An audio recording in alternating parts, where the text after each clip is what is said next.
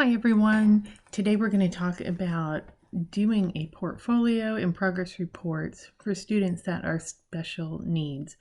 So if you have a special needs student in your homeschool, doing a portfolio and progress reports might be a little overwhelming, especially if your student is further behind the grade level that corresponds to his or her age.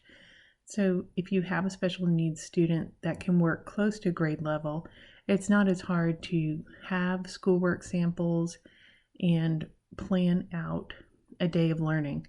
But if you have a special needs student that is delayed further, maybe even nonverbal or not writing, then that can really cause a problem when it comes to making a portfolio and deciding what should go in there. So the first thing you want to do with any special needs student is to meet with the therapist and come up with goals for that year. So anyone that you are getting services from or therapy with can help you construct what should be expected from your child. So if you're not sure exactly where the learning spectrum would fall, what you should expect for that year, reach out to your therapist. Use their evaluations to help guide you to make a plan for that year. What should our goals be? The other thing I would say is that your therapy meetings, any reports that you get from your therapist, include that in with your portfolio. If your student is doing therapy, count that as part of their school time if it's happening on a regular basis. Some special needs students are doing therapy 2 or 3 times a week. So that really is a large portion of their learning for that day. So if you are seeing a therapist, include that information in your portfolio. It might even be a large part of it, and that it's already done for you. Those evaluations can function as a progress report, and you can write your own progress report and include that with what you get from the therapist. That just gives more background and more weight to what you're seeing when you have an evaluation also from a professional.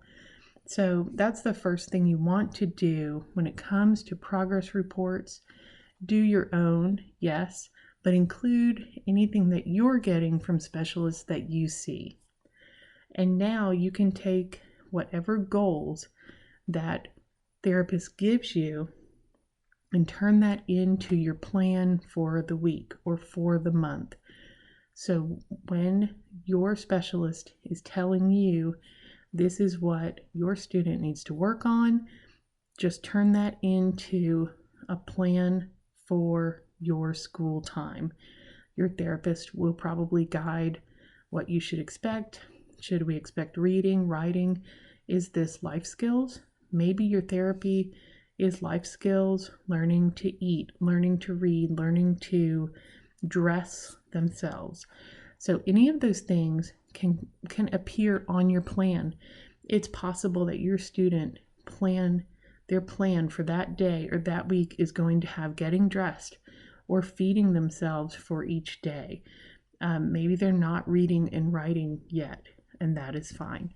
So just take the goals that you're given and the things that your student should be working on and write that down on your planner for the week, and then check off daily how that is being, when you're practicing that, just check that off daily. So if your student is still working on basic skills, life skills, he or she may not get to writing and reading, learning history and science. That's fine. You might be able to teach some of those things through reading or videos. Definitely record those, but also include the life skills that you're working on if that's the developmental level that your student is at. That is fine. And that should give you a good amount for your portfolio for the year. All right, definitely let us know if you have any questions about records for your special needs students.